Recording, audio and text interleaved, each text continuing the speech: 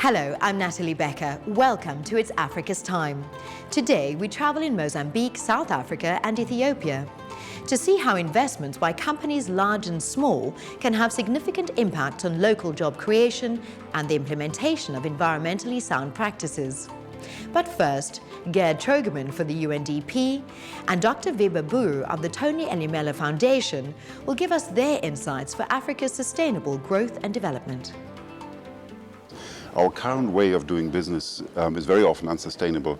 It doesn't bring the social and political benefits, but it also has disastrous effects on the environment. So turning that around and finding a way of overcoming inequality through more inclusive approaches, yet at the same time more sustainable long-term thinking, is what actually can make the difference and bring about the type of growth that can bring benefits to the population at large and not to select groups.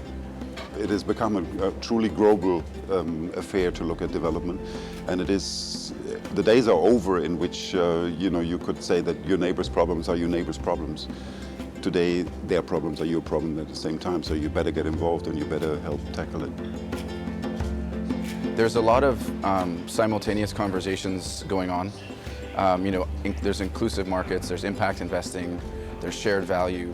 There's a lot of conversations around the post-MDG, post-2015 MDGs and how the private sector can be part of that.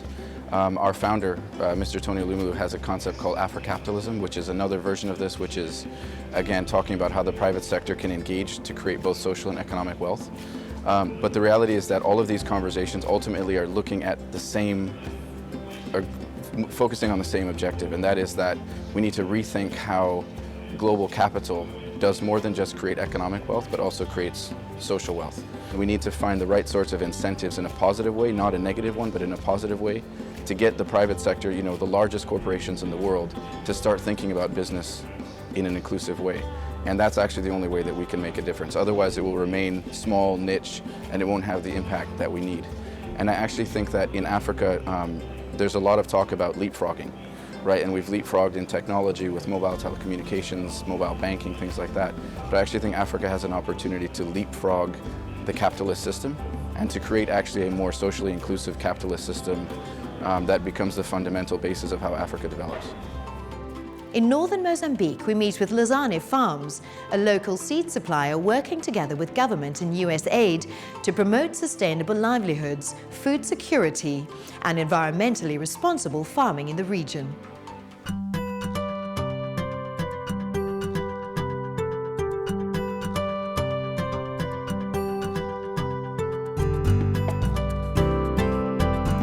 Bom, o distrito produz basicamente cereal que Our local district is well known for cereal farming. Maize is one of the main crop, covering up to 30% of the total district production. But however, there are other crops that are being produced. For example, cowpeas, sugar beans, and soybean, which is fast becoming a cash crop as of recent years. More than 80% of the production is done by the small-scale farmers. We see that as an opportunity for growth in the agricultural sector. Lozane Farms was registered in 2007. Currently, we have got 2 farms, one small farm in Maputo. The second farm is the one where we are at the moment in Zambezia province. This farm has got 500 hectares in total.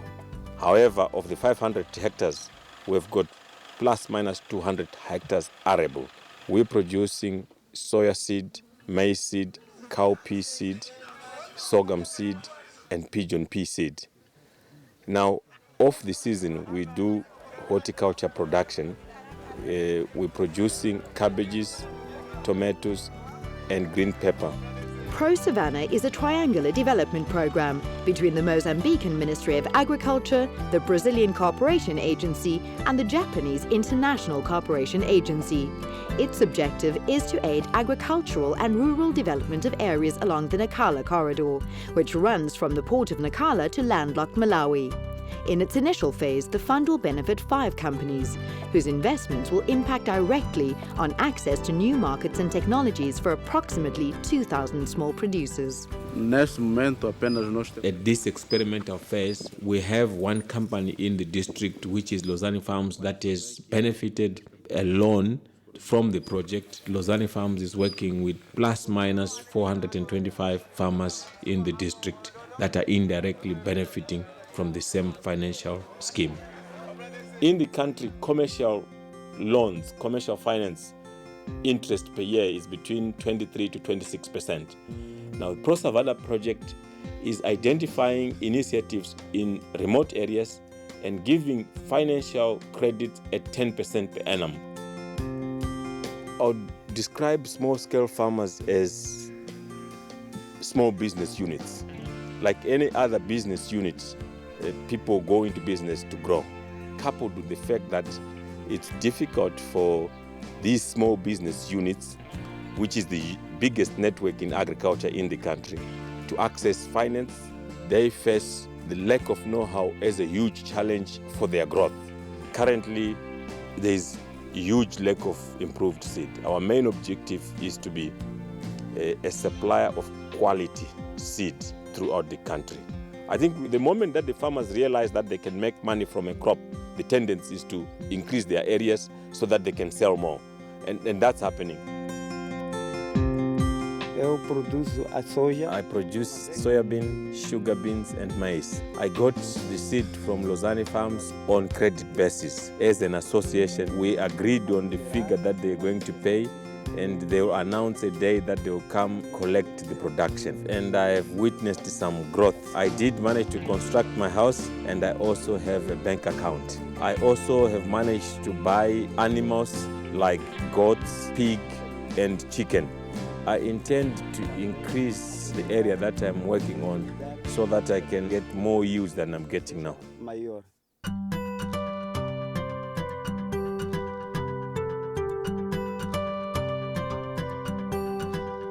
The farmers around this farm were used to using recycled seed. They would keep their own and use it as seed, and their yields were very low. They have now realized that there is a need to use improved seed. Whatever we're producing and we give it out to farmers, we make sure that it is produced to the standard that we're looking for, because their market is the farm. We buy their produce. This is a win-win situation. This is a commercial relationship. We produce seed, we make money from the seed. However, we're giving it to the local people at a facility, and we give them technical assistance. We have had advice from Lozane Farms to legalize our association. They introduced the soybean as a crop, and the farmers in our association are happy. I earn a lot of money, which I use to buy the family needs. You name them, food, clothes, and the rest of the domestic needs. I'm also in the process of building the second house. We've been working with 12 associations. We have a total of 425 farmers working with us. And I'm pleased to say that out of these farmers, from this year, we have 11 farmers that are interested to grow, that are doubling their areas. They're now going to be doing seed production with us under our technical supervision. They are now looking at 7 hectares, 10 hectares. We have one that has got plus minus 15 hectares. The advantage of them doing that is that they're going to earn more money than they do when they're producing grain. But the advantage to us is that we're going to increase our seed volumes as well. Regarding food security, we have to say that the district is self-sufficient. There is a lot of production going on. Probably the challenge that we have now is how do we convert the production into nutrition for the small-scale farmers and the population in the district. In the northern part of the country, the horticultural products that are sold in the supermarkets, they are coming from outside the country, mostly from South Africa and Malawi. We therefore realized that there was an opportunity. We did a pilot project during the last season. The people that are working with us, we're encouraging to do the production of the same crops. We buy again from them and take it to the market. We want to create yet another parallel market.